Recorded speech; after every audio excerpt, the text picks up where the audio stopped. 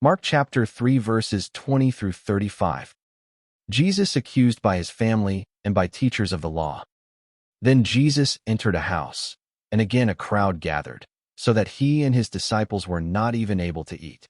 When his family heard about this, they went to take charge of him, for they said, "He is out of his mind." And the teachers of the law who came down from Jerusalem said, "He is possessed by Beelzebul. By the prince of demons he is driving out demons." So Jesus called them over to him and began to speak to them in parables. How can Satan drive out Satan? If a kingdom is divided against itself, that kingdom cannot stand. If a house is divided against itself, that house cannot stand. And if Satan opposes himself and is divided, he cannot stand. His end has come.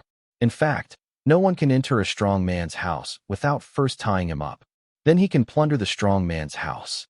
Truly I tell you, people can be forgiven all their sins and every slander they utter, but whoever blasphemes against the Holy Spirit will never be forgiven. They are guilty of an eternal sin. He said this because they were saying, "He has an impure spirit." Then Jesus' mother and brothers arrived. Standing outside, they sent someone in to call him. A crowd was sitting around him, and they told him, "Your mother and brothers are outside looking for you." "Who are my mother and my brothers?" he asked. Then he looked at those seated in a circle around him and said, "Here are my mother and my brothers. Whoever does God's will is my brother and sister and mother."